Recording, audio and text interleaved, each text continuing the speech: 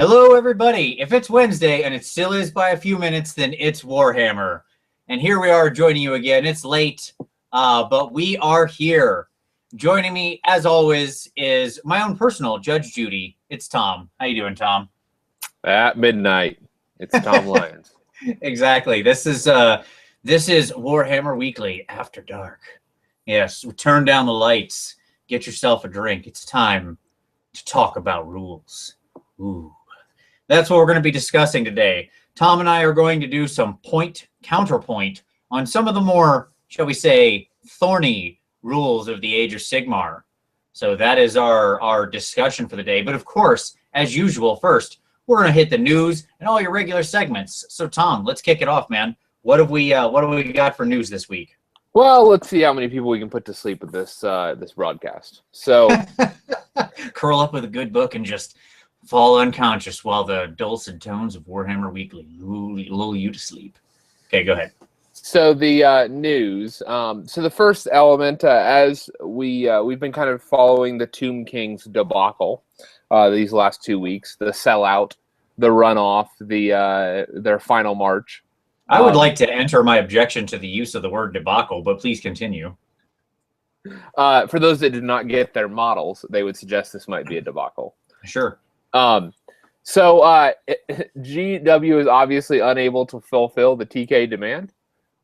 So much so that some emails, like people had put in orders, they had paid for orders from GW, they had gotten like order numbers, and then they received the following email from GW. Greetings, honored Tomb Prince, and then whatever the person's last name is. I contact you today with grave news of your recent spell of summoning. The ancients are not always kind to the bodies entombed beneath the sands of the realm of death. Sadly, it seems that we are not able to supply you with more scorpions and necrotext, or whatever the models are, as you requested. Swarms of scarabs have been sent forth, however, to scour lands far and near in search of more minions to add to your cause. We have no idea at this time how successful they will be, however. To give them enough time to return from their searches, we are sending out your remaining minions stay. Please accept our apologies for any delays to your plans for world domination. Humble regards from Lesser Necrotech Shaw. Can I say how much I love that email? Like, first of all, I love the voice it's in, but what I love more is, first of all, it's gonna, like, clearly you can't summon what's not on the scroll. That's just a little preview of what's coming later, because he didn't own it. He was trying to summon it. The spell just failed. We'll talk about, of course, we're going to talk about summoning in the rules debate section later, but I thought that was a funny joke. But then also, I love that they also referenced that Entomb Beneath the Sand sucks. So, like, that's great. They're just, even they admit that rule always was garbage previous editions, and you didn't always come back. Hey, for those TK doubters, they're at least admitting that there are sands in the realm of death, and there are things buried beneath them. There you go. There it is. Yeah, no, I mean, it's not surprising. It's funny because I saw there was an auction for like 9 Bo Shabti on eBay. Did you see what it ended at? Yeah, it was like 150, wasn't it? It ended at 250. 250 for 9 Bo Shabti. Man, above retail. So what would retail? You said 9 of them, so retail would have been 150. Correct. 150. Oh, okay, yeah, 250 seems about right. Like, sure. They're retailing for about double right now, so for a lot like that, it would be a little less than double, which is about right. There you go. So happened. Yes, that happened. Yeah, I mean, I'm forced to wonder. Like, clearly they didn't have a lot of this stock left. My guess is they haven't done a big run of Tomb King stuff for a while, beyond like the Necrosphinx, which was the last one to sell out. Yep. And clearly there was a lot of people who were motivated to suddenly get some Tomb Kings. They've been on the fence for a while, and this finally pushed them over the edge. Well, they likely had partial armies that they've been kind of just like working on for a while. Sure. No, they did. If you have been watching the Last Chance store, it does look like some models have been restocked occasionally. Yeah, I saw that. Yeah, so like one of the Tomb King with the shield and hand weapon was restocked from being sold out. Yeah, which is he's a good one. That's a good looking king. Yeah, he is. Yeah, so keep your eyes open for those of you that might possibly want additional Tomb Kings, because there's always a chance that stores may send them back stock. Yep. All right, what else we got? seems what implied in that email is they're sending out their Tomb Scarabs. Yep. Because clearly those things aren't doing anything else. Okay, another thing that came down the line just yesterday, rumor of the Destruction book coming. Rumor, again, it's Fayette, so count it for what it's worth. He's not real reliable as far as like just raw percentages go. But they're suggesting that there's a big kit coming, and right now only orcs and goblins have been talked about in the books. No ogres thus far. Yeah, it's interesting to me because one, they said like I'm forced to wonder, are we going to get an orc and goblin release, and they're just inferring the release of the Destruction Grand Alliance, right? Or are we getting an actual because the other big Alliance books really didn't have releases with them, right? Like the Death Alliance book had no Death release with it. The Chaos one was just sort of at the tail end of a lot of other releases that happened to be Chaos. Yep. So if the rumor's true, the big kit, which some of the discussion I saw around it was Destruction needs a leader, right? Like needs a big bad model, somebody to put on the cover. Like right. If you think about what's on the cover of like the book, right? It's like Archaon and Nagash, but Destruction has nobody to put on the cover.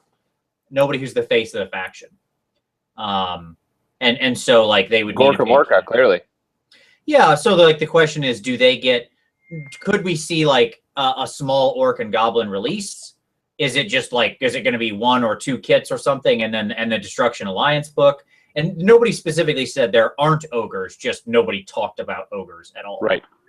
Have we seen ogres in any of the art? I have no idea. I'd have to go back and think about it. I don't think we have. So it's just an observation. I had always heard that the ogres were one of the not as well selling lines. So for whatever that's worth. Yeah, who knows? Time will tell on this one, but I'll tell you, I would love if they. I would love a re-release of like a sweet orc warlord on a wyvern or something, right? That would be pretty sweet. Because that old kit, like what was it, Azag on his wyvern or whatever, I think. Yep. It was like in Finecast and all things Finecast, not the best kit. Yeah. So I would certainly like a savage orc on a wyvern, which is something that we've seen, by the way, in a lot of the art pieces. Yep. Exactly. A kit that I would actually expect coming out. Part of this is me wish listing, I suspect. But part of me is just recognizing. So, like, it seems like one of the things they talked about is like the Spider Fang mob seems like that, like they're in. Like the Forest Goblins seem to have carried it into, the first Spider Fang mob. Sorry, I lost my train of thought. No, just the savage goblins, forest goblins, that aesthetic, that thing is clearly going to be the first face, I think. In the same way that like they made heavy reference to the sort of Red Slayers and stuff like that, right? And those were in fact the first ones. I suspect that in the same way we got tons of references to the Spider Fangs, and so the savage orcs or forest goblins are going to be the first ones there. So with that, what I would say is that we need a foot infantry. We have no forest goblin infantry, right? And not only do we not have a forest goblin infantry, the only infantry we have bad old multi-part goblins, and then we have the night goblin multi-part kit, which is what, 8 years old? It's old, yeah. 10 years old. I mean, it'd be amazing if we got imagine if we somehow, and I'm not saying this is part of the rumor, but so I agree it's probably wish listing, but man, it'd be fantastic if we got just a 2 or 3 week, orc and goblin release with just, doesn't have to be an incredible number of kits. Right. It could be a small number of kits. Like I have a forest goblin army, but I've created that army from 2 kits.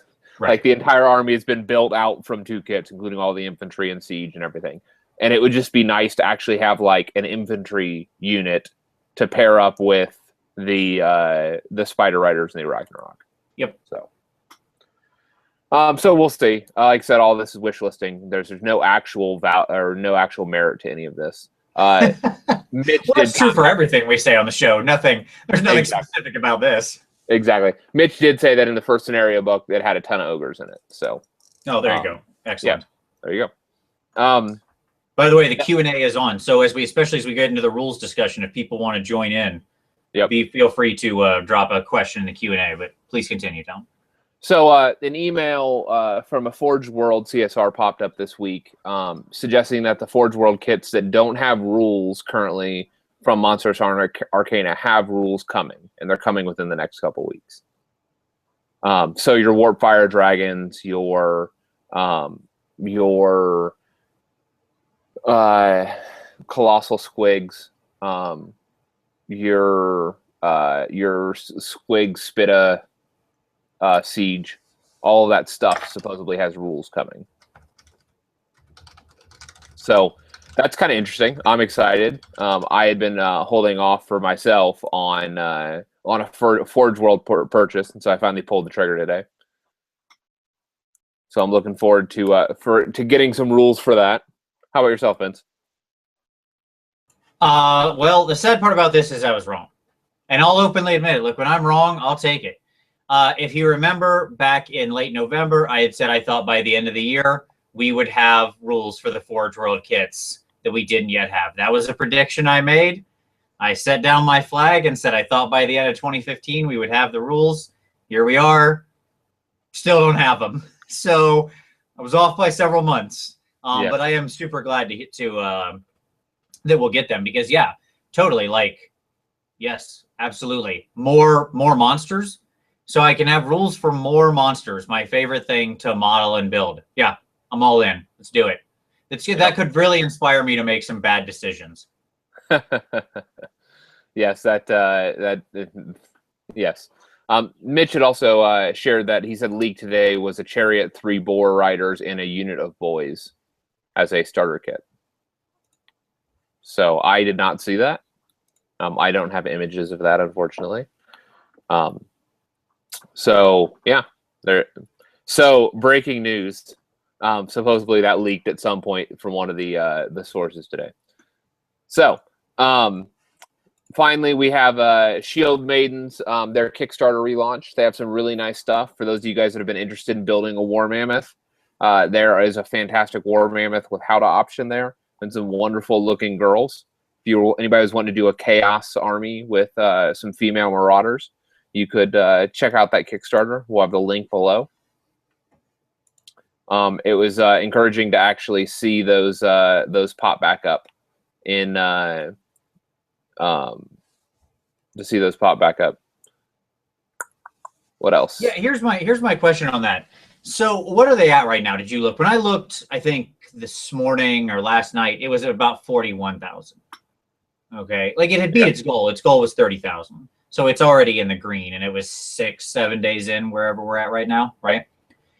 And I looked at, and obviously they had canceled their previous project, right? Right. At about the same time in, like distance-wise into the project, and they were at 39. Right. So, but they were like, we're going to retool to have better whatever.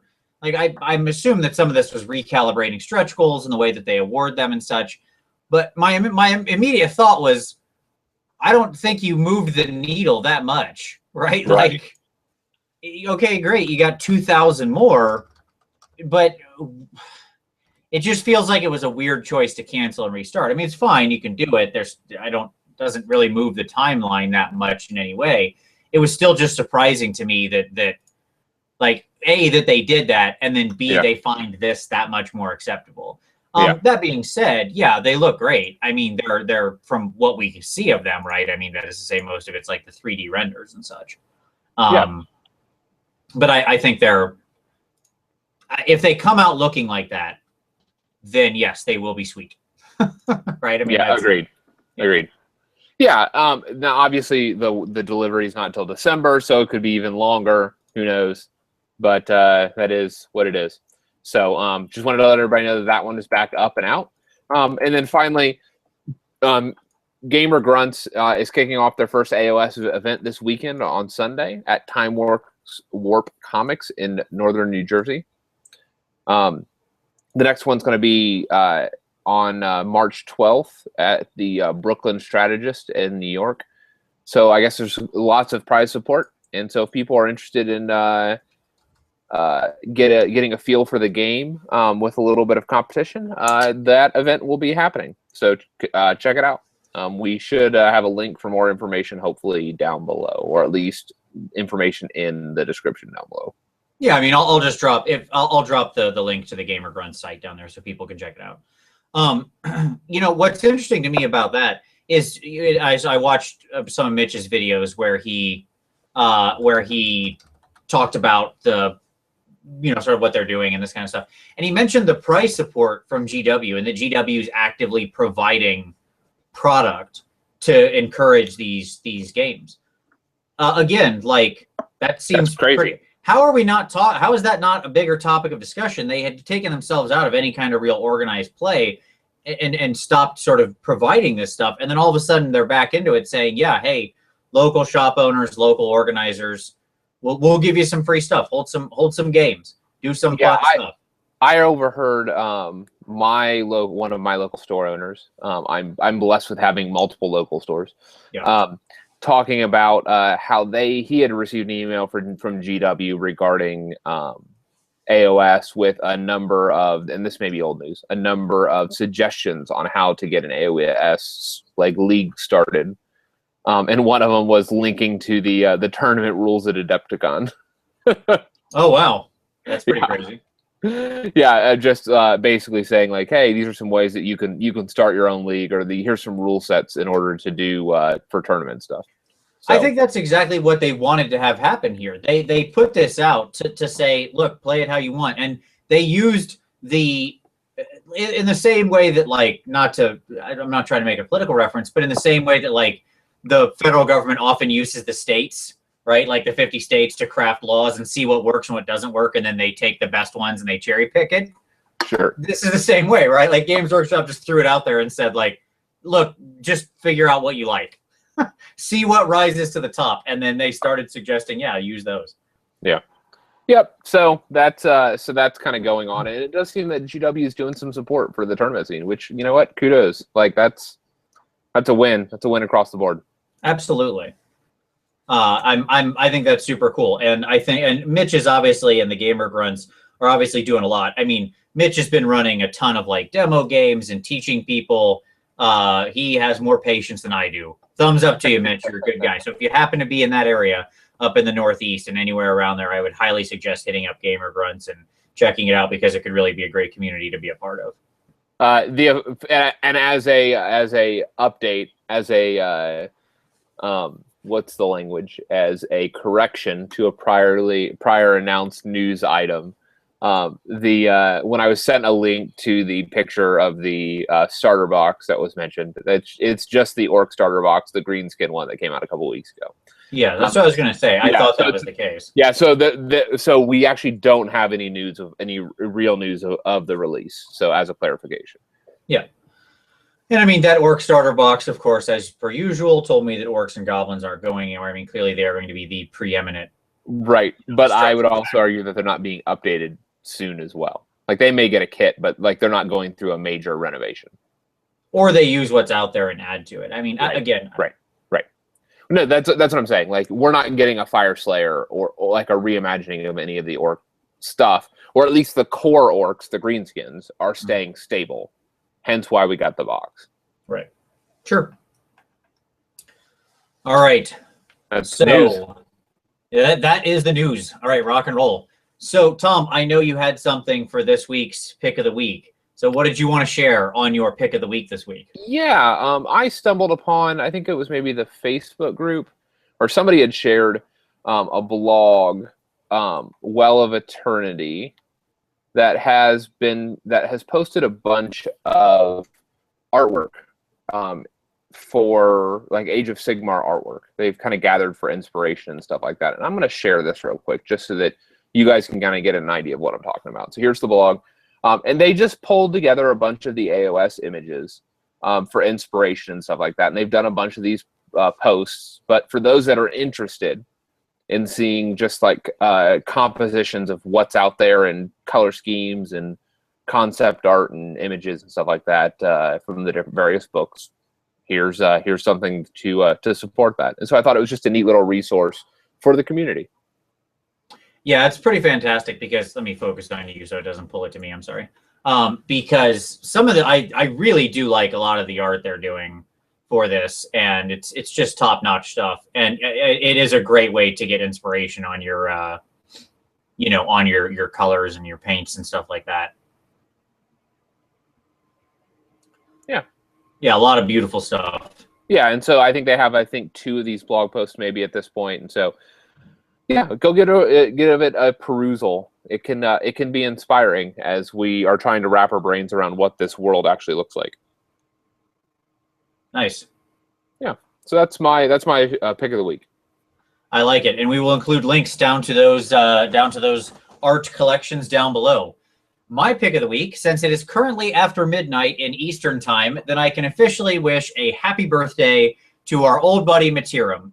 So he hasn't been around for a while, but today is his birthday. So happy birthday, Matiram. We love you. We hope you're doing well. And I'm going to include a link to his most recent series of videos because he has started a video series up on his channel where he's going through and reviewing and talking through second edition D&D books. Like That's amazing.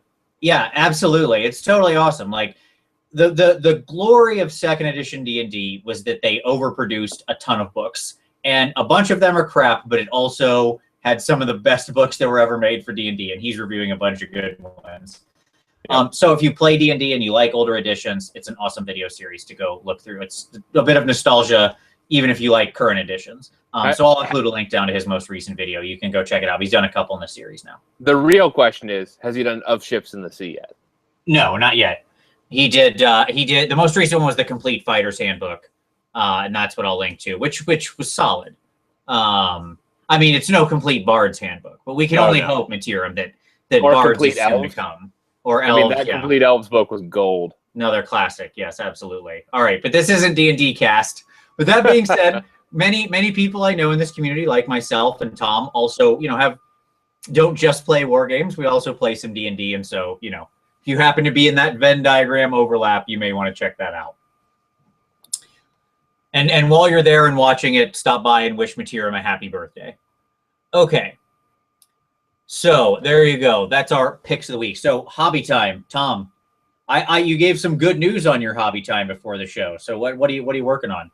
I did. So I am working on dwarves, unsurprisingly. As every month. I long for the month where you say something else, but that's fine. Continue. Well, hopefully that'll be April. So it looks. So I had a very large pledge. It was something like 56 miniatures or whatever for February, and I pledged that last week. And I am almost done with my first unit of 20. I'm working on some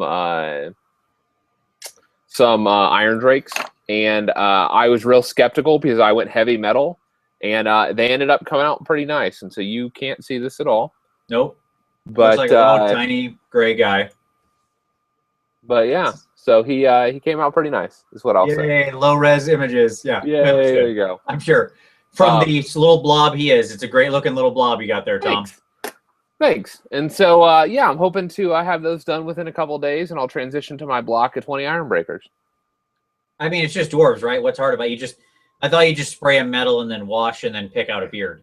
Well, more than any other unit, you can do that with the Iron Drakes, and which is why I've progressed to such a speed, because even their beards are metal. They are, of all the dwarves, they are the ones that are completely encased in metal. There is no flesh showing. There are no eyes. There are no beards. It's literally all metal all the time, everywhere. And so it was a very it has greatly sped up my painting. I'll say that. Sure. Well, that's because they spit hot fire, Tom. I'm not sure if you knew that. They do spit hot fire. That's right. Which, by the way, as a side, I used GW's. Where is it? I used GW's Citadel Airline, one of their metallics. For those that have an airbrush, these aren't available in any of the stores. You have to order these through a GW store, through the website, or most stores don't have them. Let me say it that way. And it actually was really nice. It was super smooth. It had a great coat. And so for those that are interested in any of the GW medals, shooting it through an airbrush with the Citadel Airline, I would recommend them. There you go. I haven't used it yet. I'll need to buy. I'll have to go pick one up and do a comparison to the metal color, because the metal color is like butter through your airbrush. So. Yeah. All right. For me, I may be done with my March pledge for the budget of Sigmar.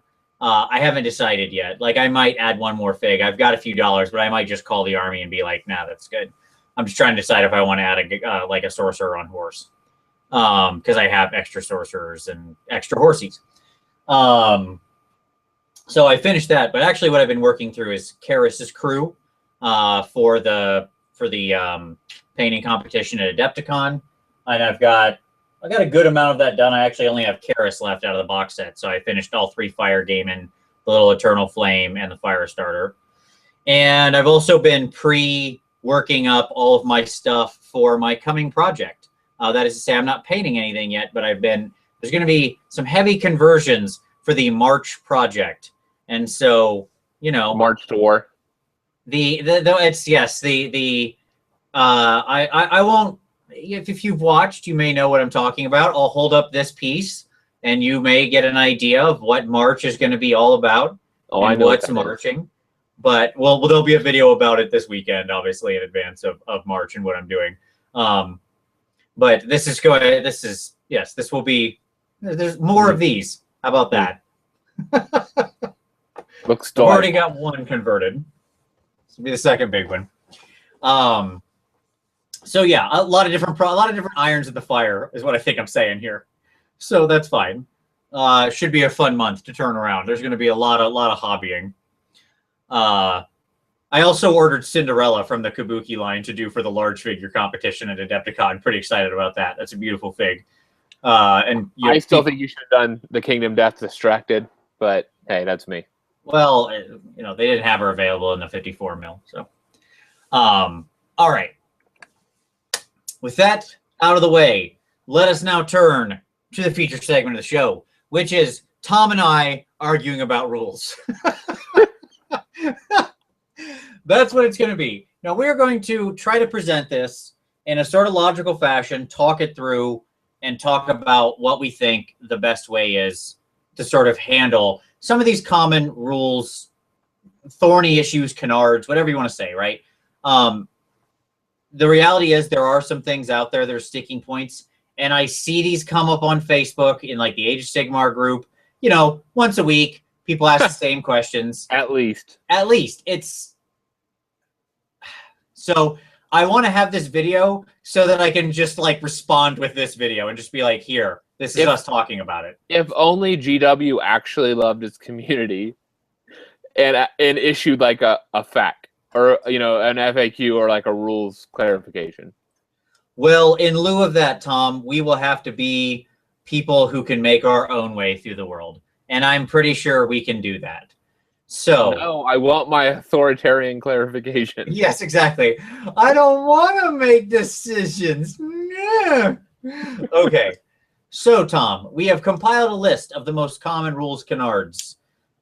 Where are we beginning? Start us off. What is our first point of contention? Let's deal with the one that got people kicked out of the Facebook group. Oh, okay, sure. Yeah, sure. Why not? Allocating wounds. Okay. Allocating wounds. So what do we mean by allocating wounds, Tom? Yeah, so here's the situation. Let me read the rules text as we begin to move through it. Would you like me to bring up the rules text? Yeah, please do. Okay. We're going to screen share, and we will share the exact section of the rules that is being discussed. Here we go. Okay. I believe this is in the attack phase that we are discussing here, namely in determined damage and inflicting damage. So this section right here in the middle column. So as you can see, it reads, after all the attacks by a unit have been carried out, the player commanding the target unit allocates any wounds that are inflicted to models from the unit as they see fit. The parentheses, the models do not have to be within range or visible to an attacking unit. When inflicting damage, if you allocate a wound to a model, you must keep on allocating wounds to that model until either it is slain or no more wounds remain to be allocated. Once the number of wounds suffered by a model during the during the battle equals its wounds characteristic, the model is slain. Places it aside, yada yada yada. Okay, it's dead. Yep, it's dead. So here's the here is the way that, let me frame it. Like, I don't want to tilt the scale, but one of the most common ways that this has been interpreted is you start taking damage. When you allocate damage, you start, like, if it's a single wound models, you just start removing models. If it's multi-wound models, you start counting down. So let's say you had a bunch of, like, 5-wound Varangard, a huge unit of 5-wound Varangard. Let's say 10 of them, because you have a lot of money. Clearly, you have way too much money on your hands. Okay, yes. So let's say also, that where did you get the odd number? They come in threes. Let's say that you suffered 8 wounds. Okay, the way that would work is that one model takes 5, that model gets removed, and another model gets 3 wounds. Okay, everything seems to be tip-top shape. The next time that unit would take damage, that you start with the model that the assumption has been you start with a model that has already been wounded, the one that took those 3 wounds. You start with that. Who technically has 2 wounds remaining, right? Yes, you start with him, counting down, and then remove that model and yada yada, and you keep going. And pick a new model and start assigning. Pick a new model and yada yada. Right. So one of the things that has come up, or it was pointed out, is that every time the inflicting damage phase starts over, you get to choose where you start to inflict those wounds. Because it says any wounds that are inflicted to the model from the unit as they see fit. Okay, so there's nothing in here that says that you have to continue counting down those wounds on the models that are already wounded.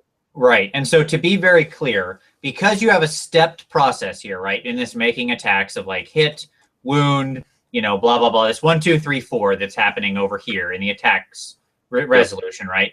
And then once this is resolved, you move to inflicting damage. This is the name of a step, right? And so then it says here, when inflicting damage, i.e. it seems to be referencing this step, if you allocate a wound to a model, it's giving you an if clause, right? Yep. An if-then clause. Then you must keep on allocating wounds to that model until either it is slain or no more wounds remain to be allocated.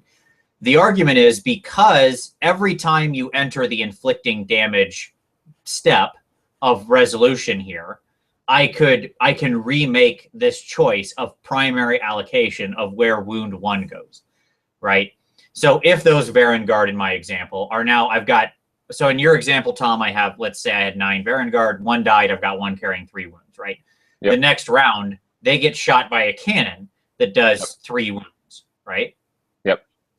I could choose, since we now have moved through the steps, the cannon hit, it wounded, I failed my save, right? And hence wound damage, and we rolled a 3 on the D6. We've now done 3 wounds. So hence, instead of killing the one that's got 2 wounds left, the argument goes, because we have re-entered the inflicting damage phase, right?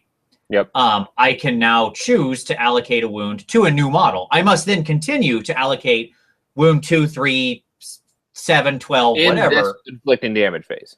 Within this damage phase, right, to that same model. As long as I remain in this inflicting damage resolution, I have to continue on the same model until that model has been slain. Right?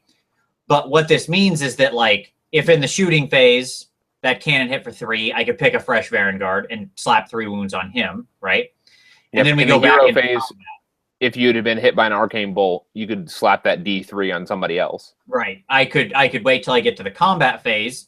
Whatever the Varangard are engaged with, it does 4 wounds. Okay, I can pick another fresh one, deal 4 wounds to him. So I'm still, at the end of all of this, I have suffered something like, let's say, 10 wounds, right? But I am down no additional Varangard. Right. I am still you just have a bunch of models that are wounded to various degrees. Correct. Yes. Yep. Okay, Tom. So that is I think hopefully everyone is with us and understands the 2 sides of this discussion. Yeah. Now, and I want to source this. The first time I had heard of a few rumblings about this actually on Facebook, and then, like, previous to the big blow up. and then it came up on Garage Hammer, and that's when it with our friend of the show, David Wytek, who was on Garage Hammer. Hopefully, everybody is subscribed to Garage Hammer and listened, and so is somewhat familiar with that discussion. But if you want more, they do deep dive into it in their most recent app as well. But what is your reading of this interpretation, Tom? I would go, personally, I lean towards a restricted reading, which would say that that the way that it is commonly played is the more appropriate way, not the spreading out wounds. And the reason why I read it this way is twofold. One is that the clause "as they see fit," that clause is, or that statement is modified by a parenthetical statement that it's in grammar, it would be what we would call an exegetical statement. And so it is explaining the content of what it means to allocate wounds as they see fit. And it's specifically, the models do not have to be within range or visible to an attacking unit. So that is the range of the choose where you want to, like, that is the functional meaning of what they mean by choosing as you see fit. Right. But it does not modify the following statement, the when inflicting damage, which I would take that to actually refer to the actual phase itself, not like after you've chosen to inflict wounds. Does that make sense?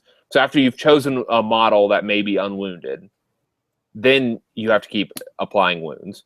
What I would actually say is that the when inflicted damage is actually referring to the entire phase. And so anytime you choose to allocate a wound, you have to keep allocating wounds to models that are already wounded. Yeah, you're saying that carries forward.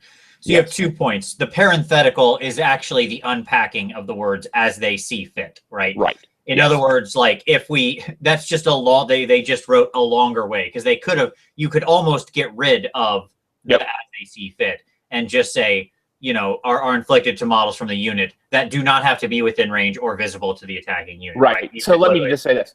When I read this, what this looks like is somebody wrote this from a rules design standpoint, and then somebody went back and go, this isn't clear.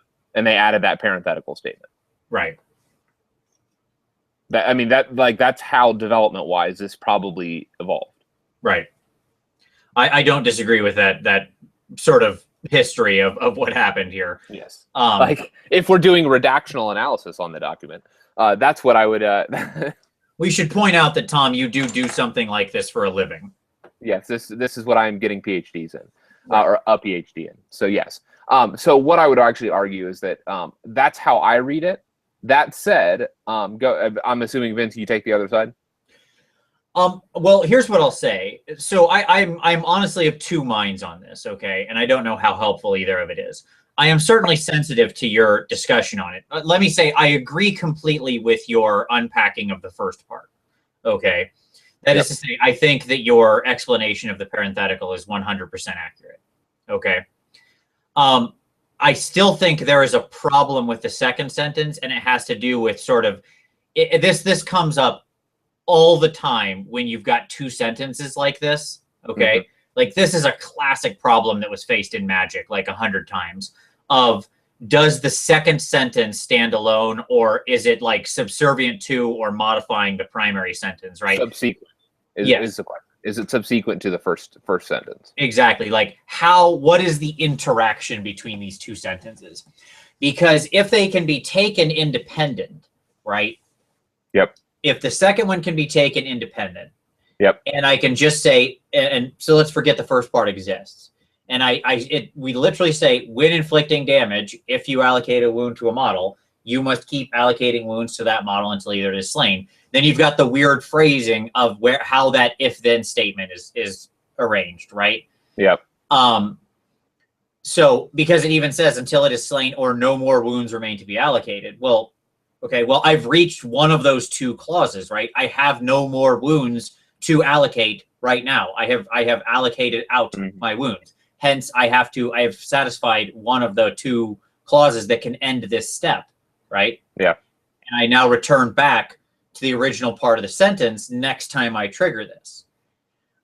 So my argument would be basically, as sort of and I hate using this term, but as written, I do not think that's an incorrect reading of what's here. That is to say, I think that you could get away with a legitimate reading that way.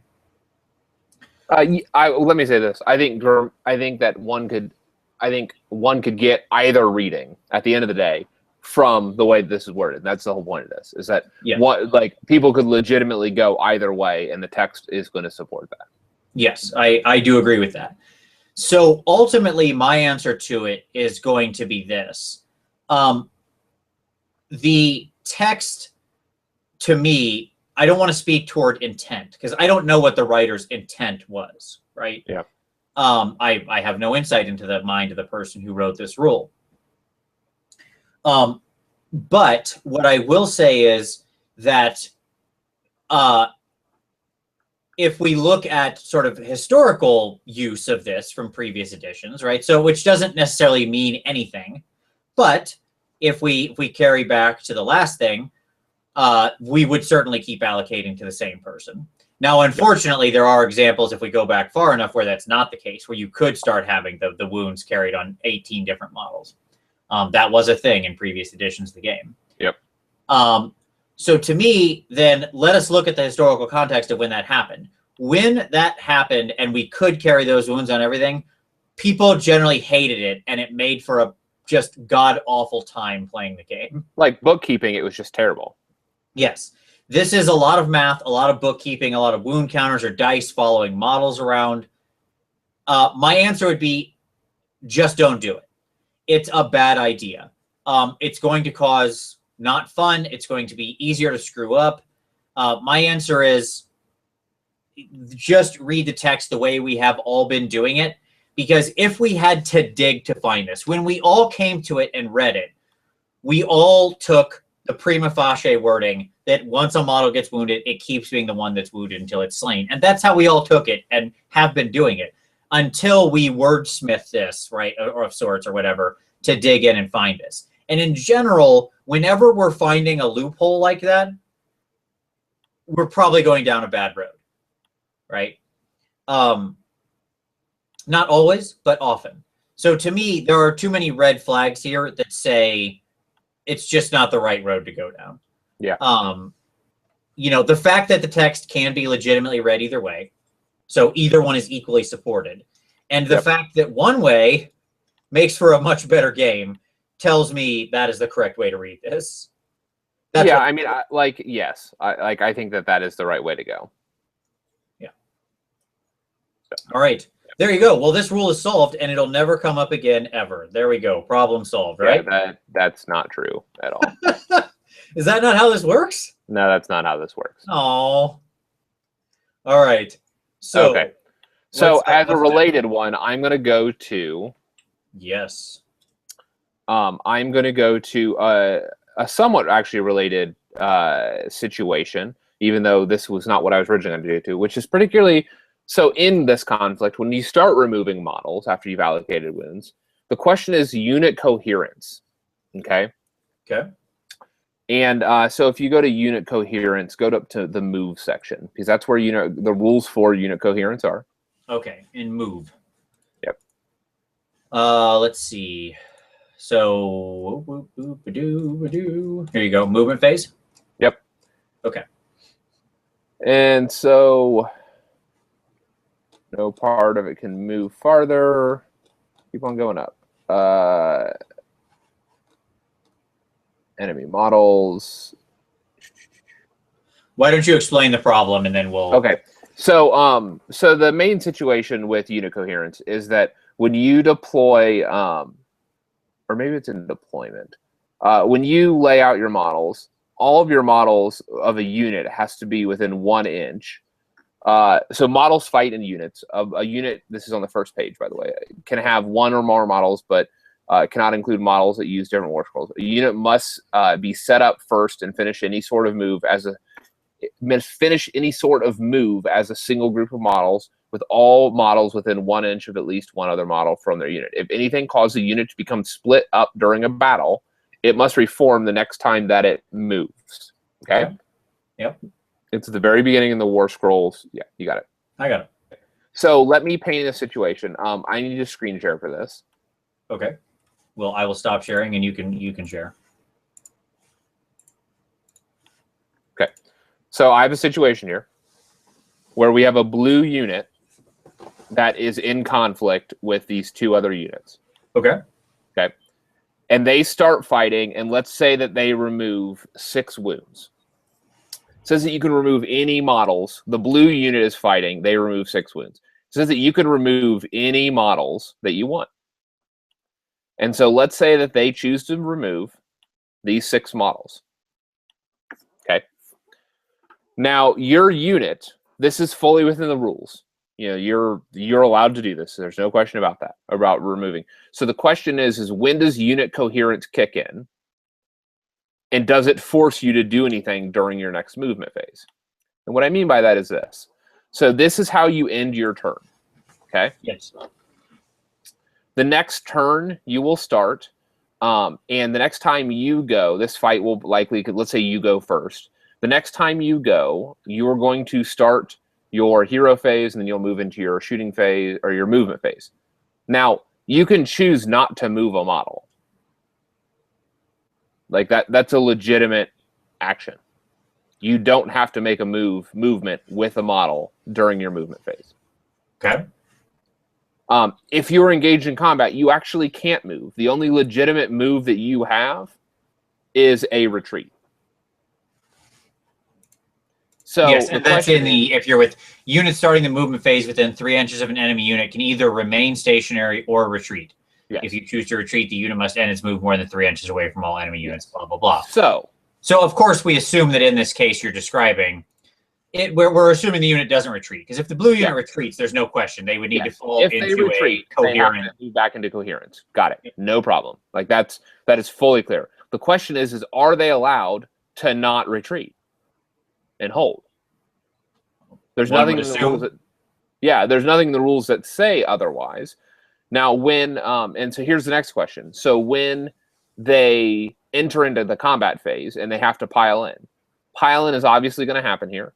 And so likely what's going to happen is this guy might press in here, and this guy would likely move over here. This guy would move up. This guy would move here. Okay?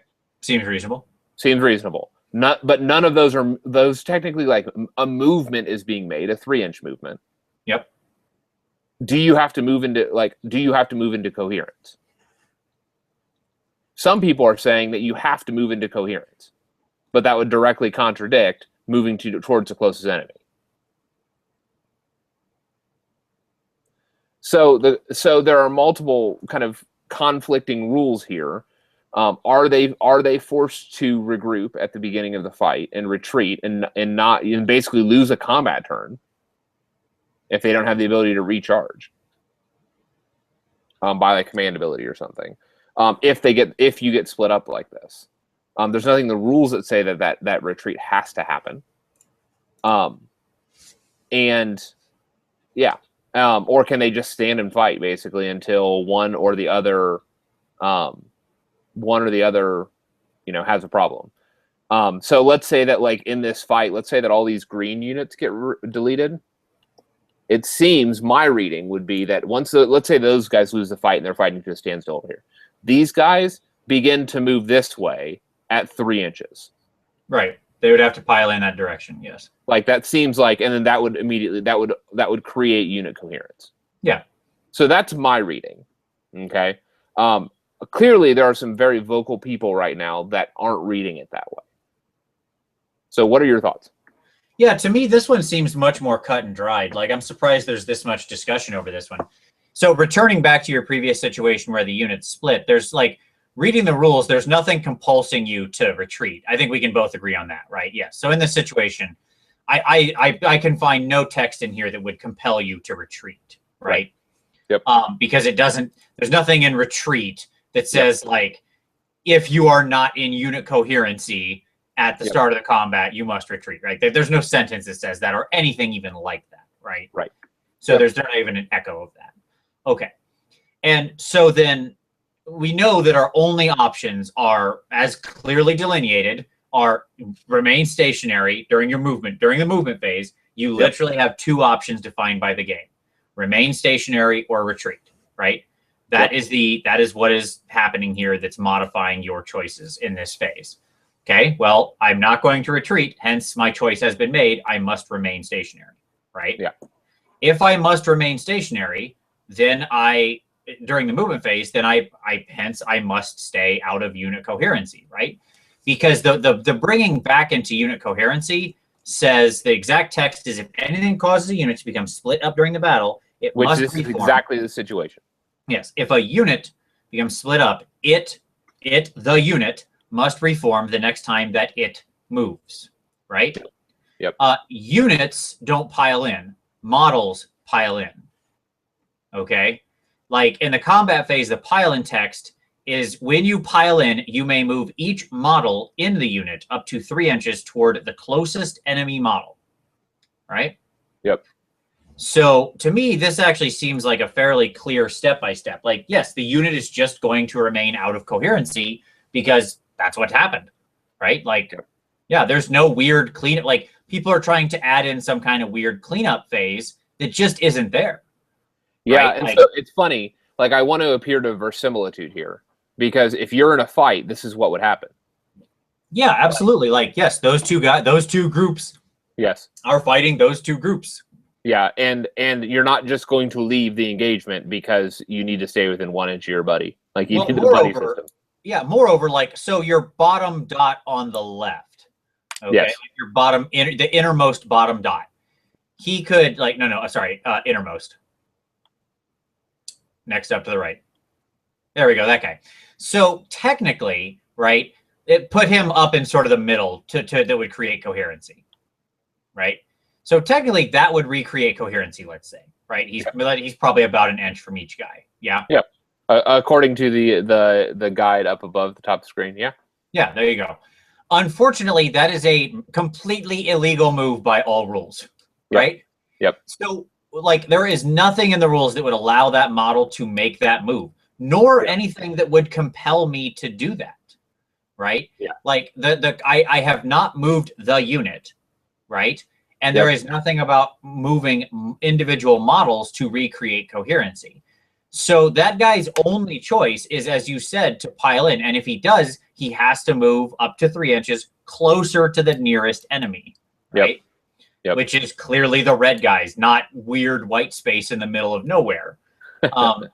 So yeah, I mean, to me, this is an easy answer. Like, yeah, they fight out of coherency. And by the way, who cares? Like why are people trying to write in a step that's not there? I will say this for those that, like, I just made an argument from verisimilitude. Like, obviously, this is what happens in battles. At the same time, a weird hinky thing happens in this situation. Because let's say that this red unit inflicts wounds on blue. You can start removing models from over here. Sure.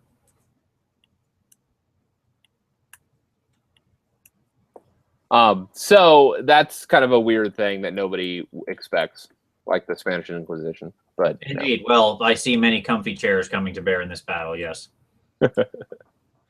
So that is rule canard number 2. All right, that's an interesting one. Yeah, I mean, I think that's, to me, that screams of like legacy stuff, right? Yep. Like people trying to write sort of this extra legacy thing into the system.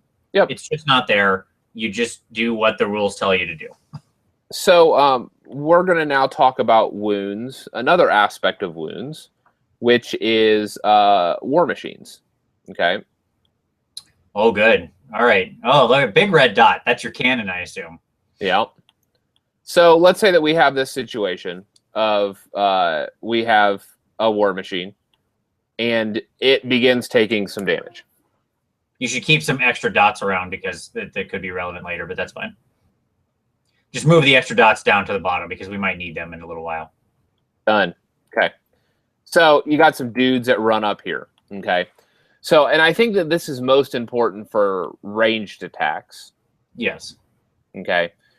Because when you shoot a ranged weapon, the defending person gets to choose where those wounds are allocated.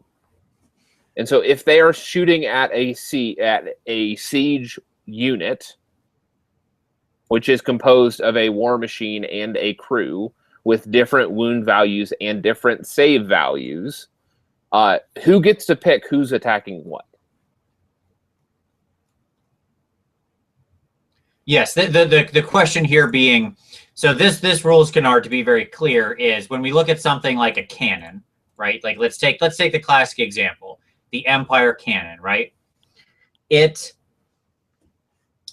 is a war machine and a crew, right? Yep. And the question is, are they one unit? Can I target the crew separately, right? That being the first issue here. Yes, you're saying like, so my little green dots shoot at this unit, this cannon and crew, but these have very distinct save values, right? So who do I get to choose to shoot against, right?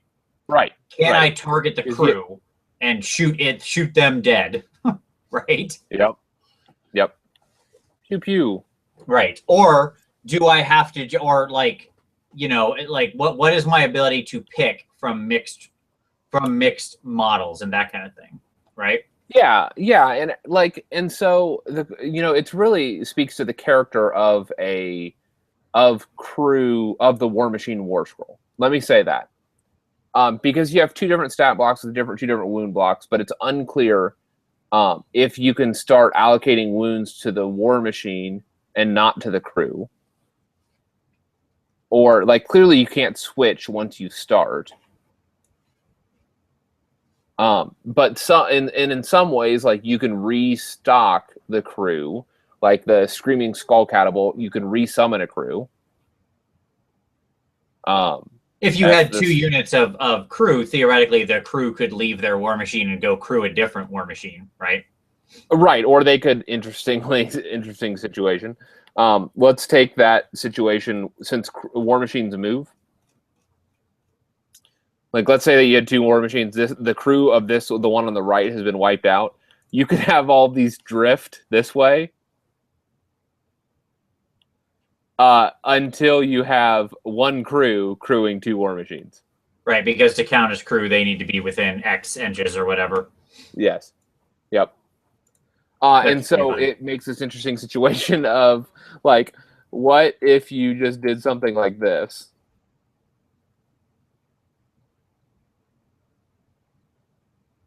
Like, and just created this, like, little unit of, like, a ridiculous number of crew surrounding these war machines so that you're always at maximum crew even as you're taking casualties. Do you see what I'm saying? Like, yeah, totally, absolutely. You just got a pile of crew, like in this weird, that's pretty funny. This weird, somewhat penetrative formation. Yeah, absolutely. All right, Tom. So what's your read on this? I don't know. It's just fucking batty. Sorry for my language. It's late. This is Warhammer Weekly After Dark. After Dark. Okay, this is what I would say. I don't think that it's clear. I don't think that there's any any clear precedent.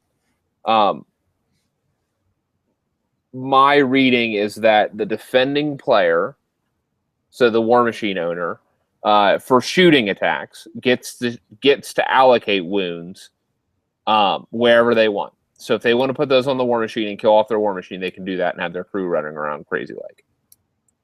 If they want their crew to run around, or if they want to allocate it to the crew and weaken the War Machine, they can do it that way as well. That's my reading. That said, then it seems like they will have to dictate what like you tell them what saves they're rolling against or what you're rolling, because oftentimes War Machines and crew have different saves. So who in your construct is getting to make this decision? The defender. Okay. Gotcha. That's how I'm reading it, just because, like, that seems like the most straightforward, practical way in lieu of actually having any clarification on this. I think that the battery is hinky. Clearly. Yeah. I'm actually going to say it. I think that it's hinky and it's super cheaty. And I would say that crew can only crew their war machine. Crew can't crew other war machines of the same name. Now, there's nothing in the rules to support that. Right. Because these guys can walk around alone. Like, the crew can clearly leave their war machine, right? They have an independent move value. That being said, they all do seem to be some kind of unit, so they probably need to maintain coherency, but it's exactly what you said. Like, this situation, they could drag their cannon, right, over to the other cannon, and now they've maintained coherency, and there's no statement in the rules of like on the Empire cannon, there's no statement in the rules of crew can only crew one thing. That being said, there's some interesting, so let's flip over to the Empire. I was going to go to the dwarf one, but sure. Yeah, let me share up here. There is interesting language that could lead us in a couple directions. So I'm on the Empire cannon here. Let me zoom in so people can actually see this. Yep. So to me, this is clearly one unit, right? Because Empire cannon, your header's up here. It's one unit consisting of two distinct items, right? Here we go. Like, both of these sub-headers are here. So can I make a clarification? Yeah. So, I mean, it does say its crew, and if they are within 1 inch of their war machine. Exactly what I was going to point toward. Yes. Okay. So there's exactly the language that I was going to point toward.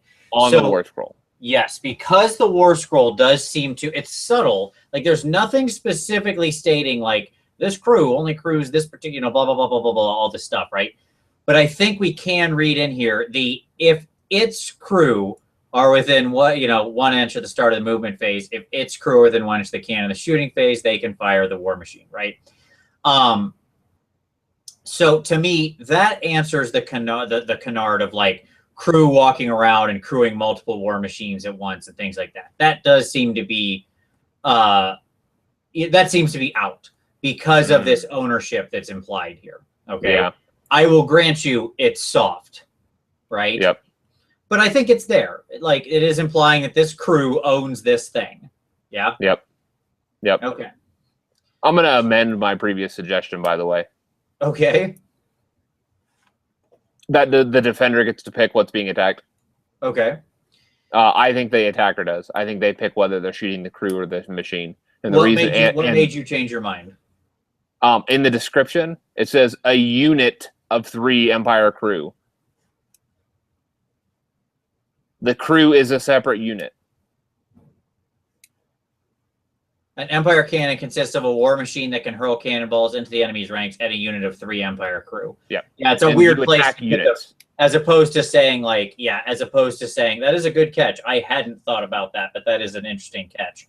I hadn't thought about where the placement of the word unit is. Yeah. And so it seems to differentiate the crew from the war machine as a unit.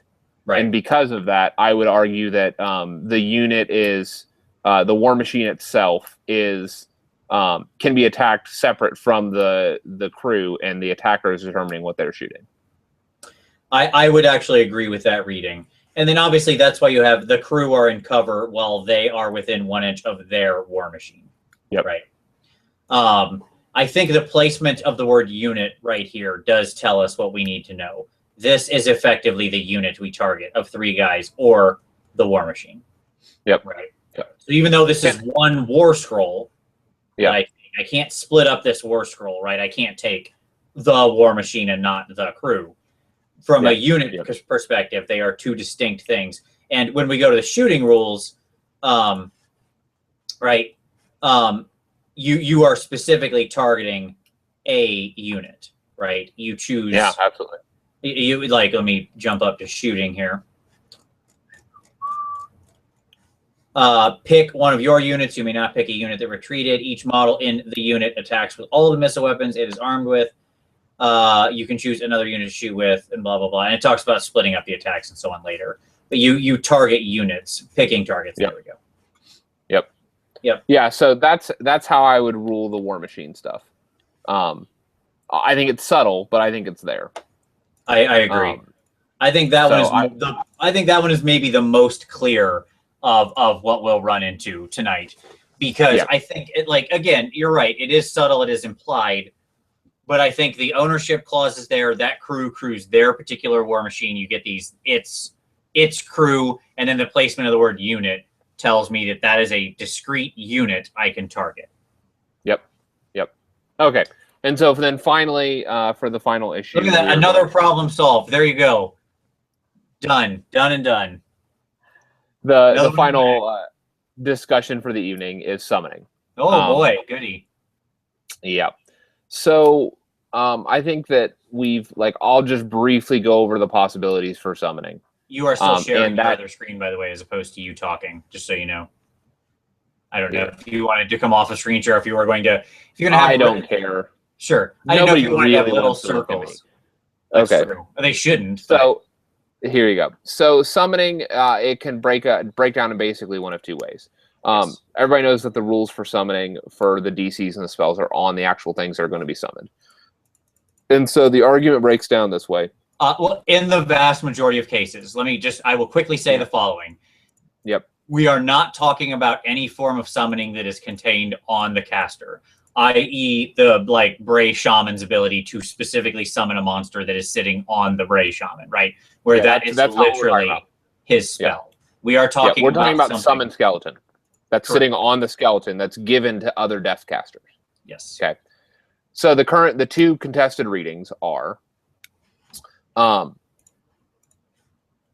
if the question is can you summon something that's not on the table, granting that spell? Yes. Does that spell exist if that unit is not already on the table? In support of being able to summon anything at any time, there are some battle reports in White Dwarf that suggest such a reading. There are and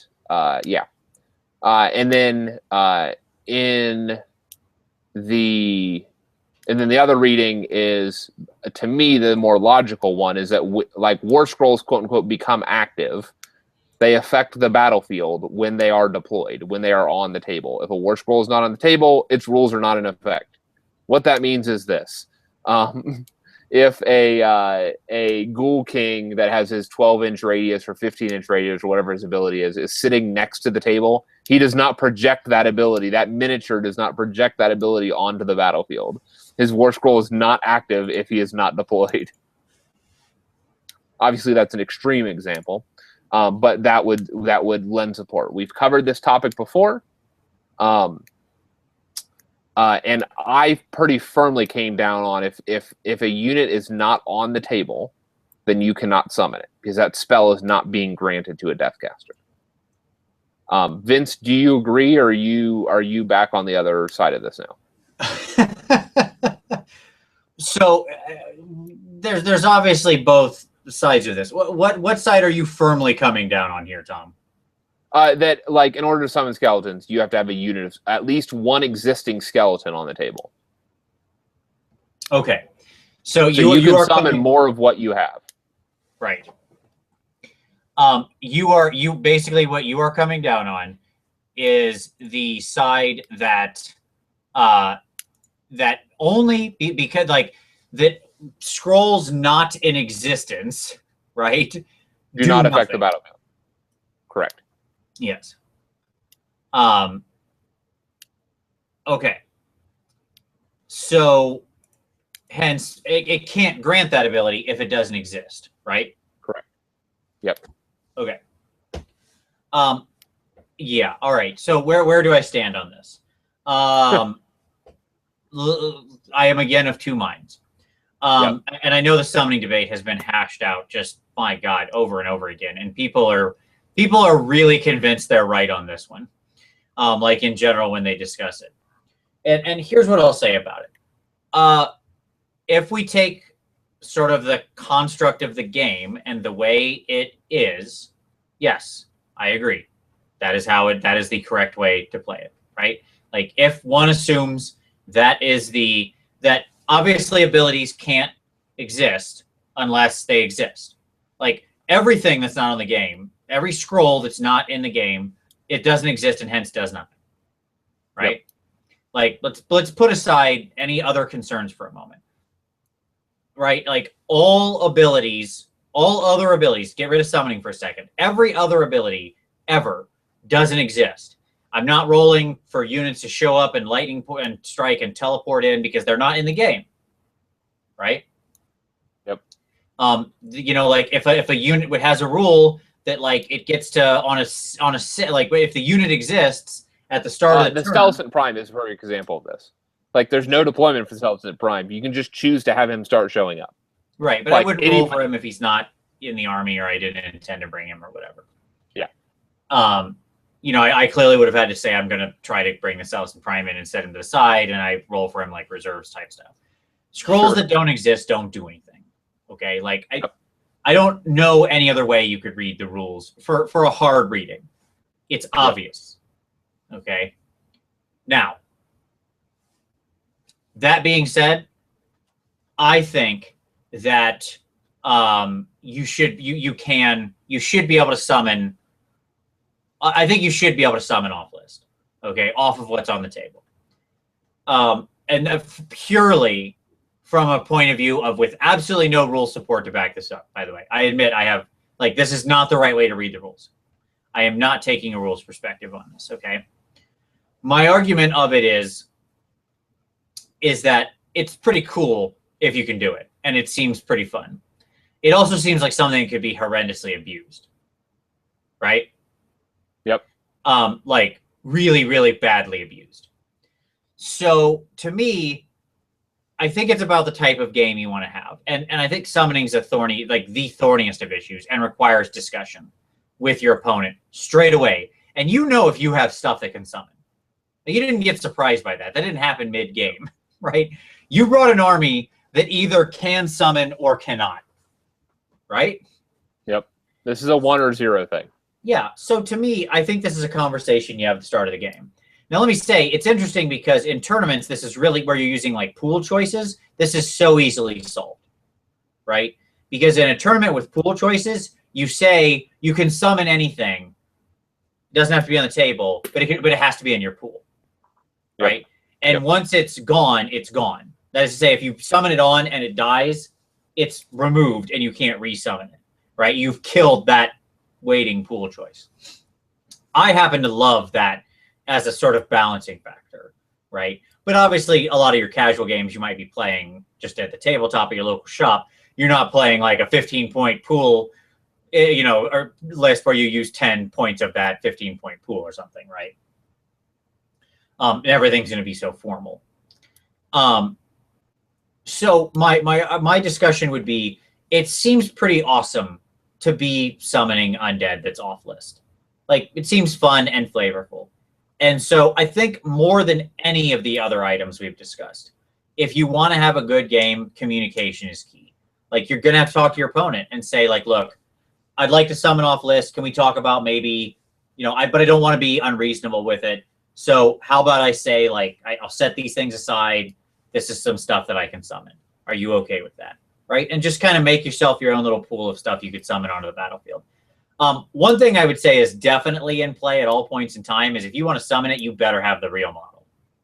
I don't want anybody summoning in Coke can Terrorgeists, right? Like, like, oh, this is my Terrorgeist. Here he is. Look, oh, he's scary. Get out of here. Get out of here. If you summon, like, at my table, that's my rule. If you summon a thing, you better have the model. Or at least a good proxy. Sure. A legitimate proxy. Yeah. I don't mean you have to have the legitimate GW Terrorgeist. If you've got like a big zombie dragon or something, that's fine. You know what I mean? Like, have a thing. You can't bring in like a pencil and call it a demogryph. Like, this is my, or what, you know, whatever. Like, this is my White King. Here he is. I'm just gonna stick him on the table. White King. Like, be reasonable. Yep. So related to this, and I think in general we're of a similar mindset on this.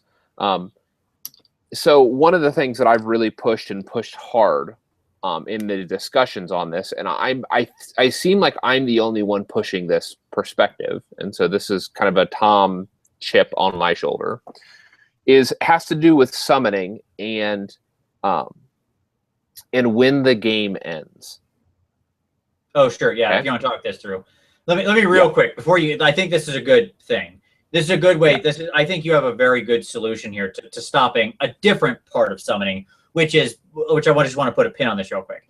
Regardless of the limiters on it, whether you can summon off list or not, that doesn't mean that summoning can't be abused and spoil the game, right? Like if I put down 1 War Scroll for a Terrorgeist and have 5 Terrorgeists waiting in my bin, right?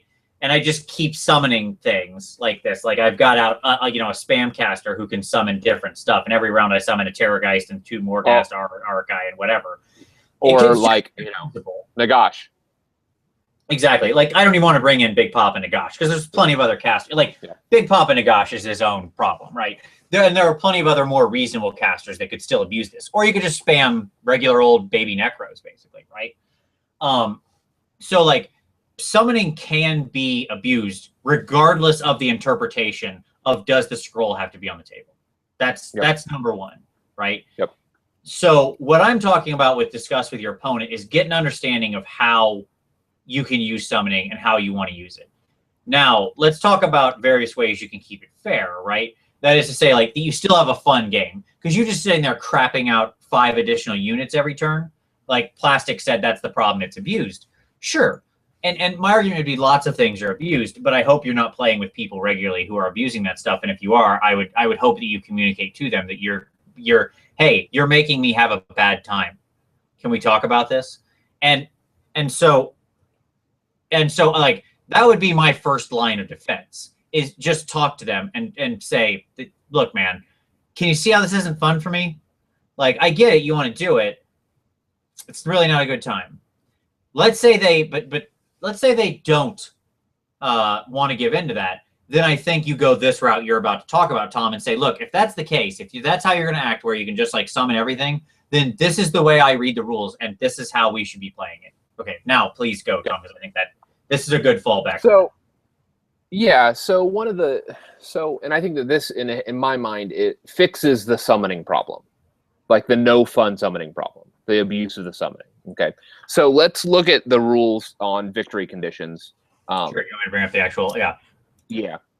So by default, when one of the victory conditions when we begin to talk about this is major victories are achieved when there are when it's destroyed its foe or there are no enemy models left on the field of battle. You can claim an immediate victory, yada yada, for this. Otherwise, you score a minor victory if one player, and then you compare percentages. Okay. And what I would say is this: if you are playing a non-summoning army, if you lose, now obviously, like I understand that this reading is not explicit, like this is not a direct reading, but bear with me here. If you're playing a non-summoning army and you lose 100% of your starting models, you will have 0 models left. Okay. The game ends when you have lost 100% of your models. If you are a summoning army, you break that rule. You ignore this rule because you can perpetually make sure you never get to 100% losses. So, what my proposal is a very simple one, and that is the game ends when as a major victory, when one of the forces lose 100% of their starting models. And so summoning has clearly an inherent built-in strength in that what it does is it allows you to increase your number of attacks. So rather than doing direct damage, you're putting additional models on that have strategic like battlefield presence, and then also can get and scrap it up and do damage. But what this does is this introduces a disadvantage, because if you're summoning blocks of zombies, bodies, to bog down a unit, you could end up losing the game with half of your force still on the table. Because you will get to that 100% potentially before anybody else does. Because we see some of this already, where it says models added to your army during the game, for example, through summoning, reinforcements, reincarnation, on, do not count towards the number of models in the army, but must be counted among the casualties an army suffers. So it's counting against your loss percentage. And so I think that there's precedent for this within the rules itself. And so I think that this fixes, in my opinion, the summoning issue, because if people want to continue to summon, if they want to lay down 3 models and then summon the rest of their army, that's fine. But after they've lost 3 models, they've lost the game. Yeah, so if they want to cheat, yes. Yeah, if they want to cheat the sudden death system and try to like put down a couple models and then summon their entire army, after they've lost 3 models, they've lost the game. Well, I'll even go a slight step farther when we think about the math. Let's say they put down 3 models and then summon the rest of their army, right? Well, the second I kill 4 models, I've killed 133% of your army, right? Yep. So, like, there shouldn't theoretically now be a way where I could lose the game under, you know what I mean? Unless you get wiped off the battlefield completely. Completely, right. But so here's a funny canard of the rules, is that there's no actual set duration for the battle. Correct. So, like, anybody at any time could just say, okay, I'm done playing. Let's calculate. Yeah. Like that. Hopefully that's how. That's the amount of turns. Hopefully, you've set a sort of conception of how long the game's going to go. No, absolutely. No, I agree completely. And yes, and hopefully, that is the case, that you've set, like, established a duration of a game. But that said, yes, you're right. Unless they wipe you out to a man, you will never lose that fight. Correct. Yeah, because the minor, you have automatically achieved the minor victory win, right? Like, if you have even 1 model left, then you have lost less than 100%, right? Yes. Which, I mean, and if you wanted to ensure this and be a little bit like, if you know that the other player is being not nice about it, you just deploy a carrion that can't be touched and can't be attacked or anything, and just set it on the battlefield. and you'll never get to 100% losses. Sure, you take or chameleon skinks and you have them disappear and then never come back. No, because they're off. You can't use chameleon skinks that way because they're off table. So technically, like, it says, there's no enemy models left on the field of battle is the condition. So when they teleport, they're pulled off the table. I guess that is true. Yes. And so you would need something that I think you are still reading into it. Like, nothing about chameleon skinks says that what I'll agree. But yes, the carrion defense is rock solid. Yes, because the carrion have old school fly high. Yes. Yep. They can't be attacked. They can't be touched. They can't. No spells. No range. Nothing. And you can just but they are deployed on the table, and they are counted as on the table because they move as normal. Right. So there's just one carrion there. And you can never get to 100% losses. Yeah. Right. So that's a funny fallback. Like, if you've got a guy who refuses to do that, or and is playing that, didn't just kill your way to 100% victory with his cheapest, easiest, most ridiculous units that are the easiest to take out. Yeah, like bring down a bunch of zombies or something. It doesn't matter. Even if you keep resummoning, who cares? You've still churned him to 100%, and then your carrion is flying high, and that's it. You win the game. Yeah. The challenging thing here is this is just if you're playing like a battle line. But if you're playing scenarios, then you get into some weird wonky stuff, because often it says, like, ignore all victory conditions, which would include wiping the enemy off the table. Yes. And I think that's a great point, is that once, I really think that the way, so to return to sort of the way the game is, I would say, intended to be played, honestly, is with a scenario. I think that's sort of, to me, that feels like the correct thing, right? Like, most of the games I've played have had some kind of scenario with them. It always makes for a better time. Scenarios make this game incredibly fun. They can be diverse, and some of those scenarios can become, like, summoning armies can really dominate them in a pretty gross way, right? So to me, that's where, like, when you ignore this base victory condition, and you're going into that, that's where summoning can become really easily abused. And it's got to fall back to that initial discussion, right? Of like, what is summonable? What do you feel about this? What is going to be the fun game for us? In the end, I really do stand behind the fact that, like, you've got to have a conversation with your opponent about this stuff. And the reality is, what are we talking about?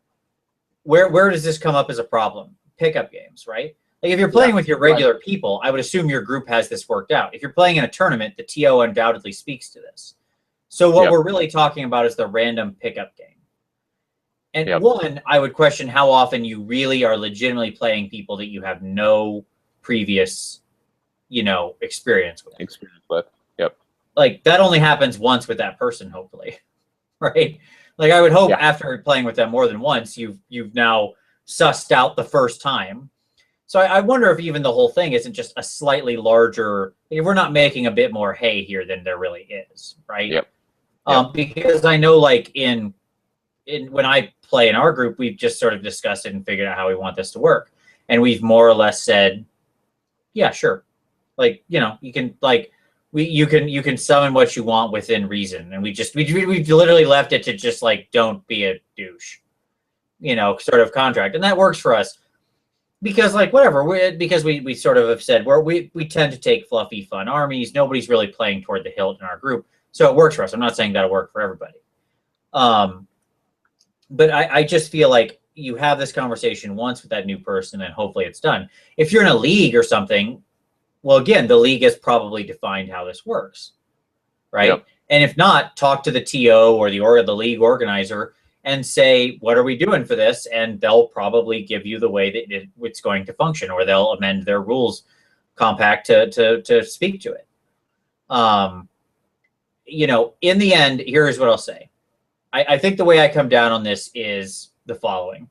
And, this came to me, I think this realization was actually triggered by something Doom and Darkness said. So here's an interesting thing. That isn't any kind of rules conundrum, but here's where it comes down. We're all aware that there are units in the game that trigger bonuses based on having like 20 or 30 or some ridiculous number of models, right? Yep. Okay. And often that can be really not fun to play with, because if you've got like 2 of those units, it can become a real pain in the tuchus, at least to me, to like move around 60 clan rats, right? 2 units of 30 or something like that, right? Yes? Yep. Okay, so Doom said, in our group, what we all said is that model just has that bonus. Doesn't matter how many you take, right? So in other words, like if you put 10 on the table, let's say the war scrolls for 10, and it has like a trigger at 20 and a trigger at 30, in their group, they just give it the 30 bonus, even if it's 10. So that way that unit gets to compete and still be a fun-sized unit to play, right? Interesting. And like the reality is, it's if you just put 30 on the table, it's still going to there and it's do that. Now it does up the power of that unit some, but at the same time, okay, it's a marginal bonus at best. And the reality is, most of those units that have that, unless you're a zombie, are like kind of garbage units anyways. Most, what I mean? Like, yeah, zombies are an interesting corner case, but the point being, he said, look, we know how the base rules work. There's no discussion about it, but it's more fun for all of us if we just do it this way, right? Like they got together, they had a discussion, and they played in a way that was more fun to them.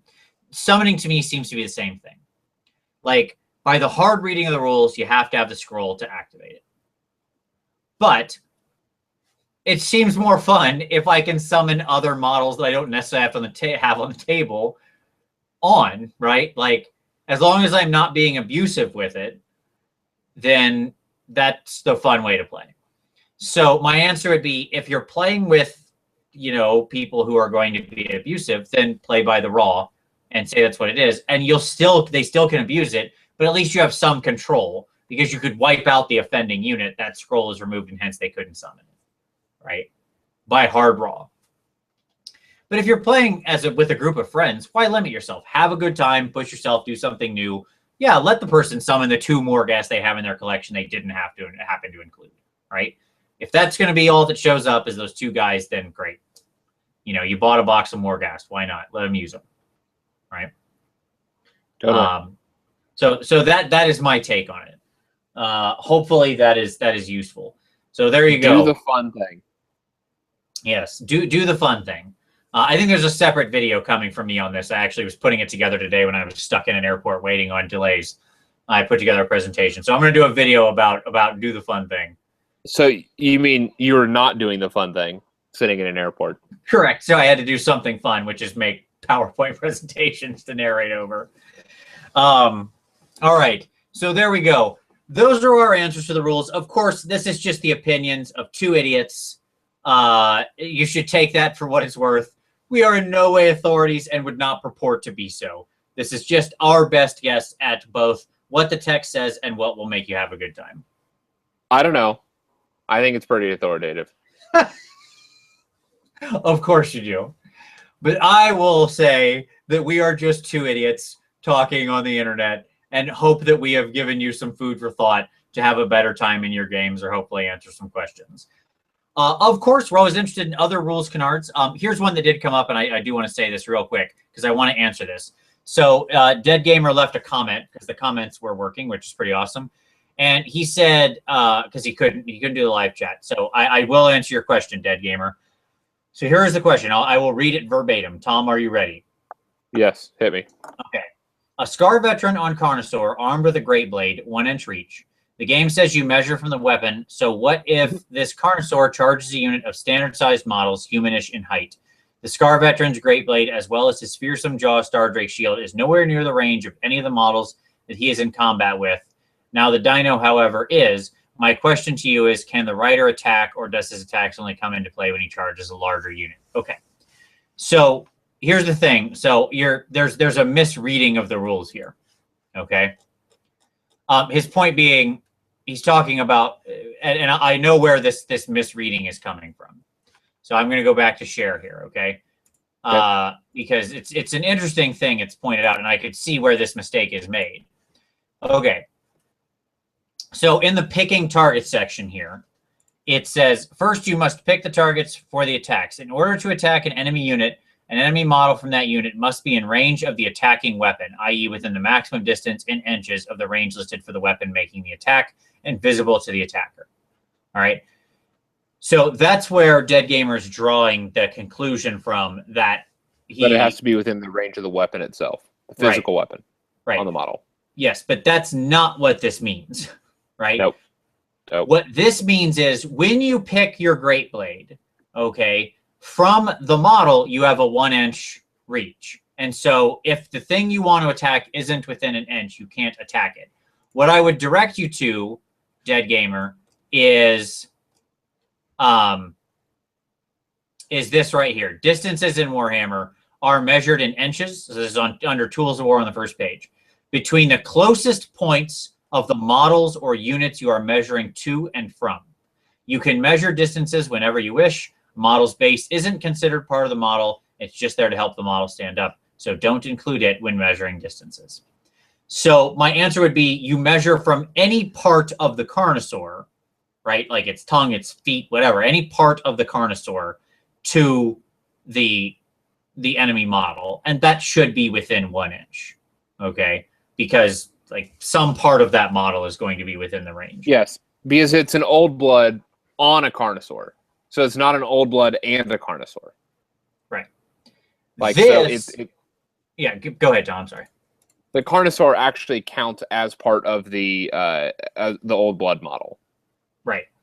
This is just saying, like, imagine a situation where you've got like two units, one fighting right over top of the other. Like you've got a reach unit in a line fighting behind, like a unit with a bunch of 3-inch long reach weapons fighting behind, like in a single file, behind a unit of like swordsmen, Empire swordsmen fighting that Carnosaur. Well, chances are with his Great Blade, he can't reach the guys pinging him with the 3-inch blades, right? Just because he can't reach over. Like at any point from that model is probably 1 inch to the swordsman or something, right? Maybe.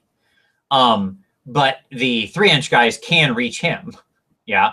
But if he has like a 1-inch attack and a 3-inch attack, I don't remember off the top of my head the range on the Carnosaur's attacks, but let's assume for the sake of argument that the Great Blade had a 1-inch and like the Carnosaur's bite has a 3-inch. The Carnosaur's bite could be directed at that back row, but his Great Blade could only be targeted at the front row. Yep. Right. So that is the answer to that. Hopefully that answers your question there, Dead Gamer. Good rules question.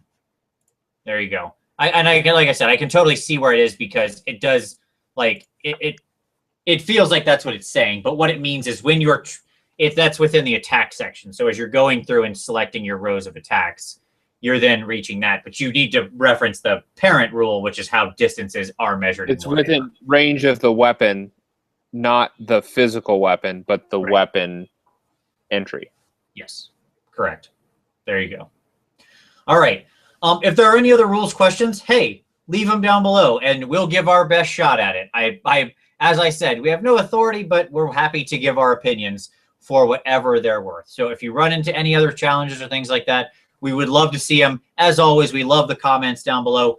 Tom, any closing thoughts before we sign off here on this very late Warhammer After Dark? Don't argue about rules.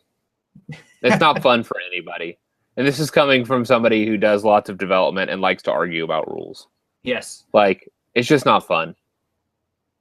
Absolutely. I would, it's exactly, I couldn't agree with that final point more.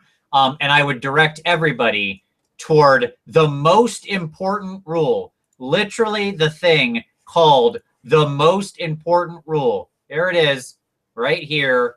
Let me reshare. Oops. Let me reshare.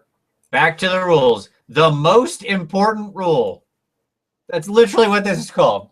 There may be times when you're not sure exactly how to resolve a situation. When this happens, have a quick chat with your opponent and apply the solution that makes the most sense to you both or seems the most fun. If no single solution presents itself, roll a die, and whoever rolls higher gets to choose what happens. Then get on with the game. There's a reason this is called the most important rule, and there's a reason that this is the final thing in the rules. Because it's the most important rule. Because it is how you should resolve these situations. You're exactly right. Not only don't argue about rules with your opponents, because that's not the reason why you showed up there. You showed up there to play a game. Definitely don't argue about rules on the internet. Definitely don't argue about that. That is a bad use of your time. Your life is precious. Don't waste seconds arguing over things on the internet. That is in general a good rule. That is a rule to follow. There you go. Don't argue on the internet. All right. So with that, I think we will sign off for the night. Thank you all very much for watching. We appreciate it. We hope this helped. Have a great evening. Have some great games. All your rules arguments hopefully will be settled very quickly with the most fun. And as always, we will see you next Wednesday.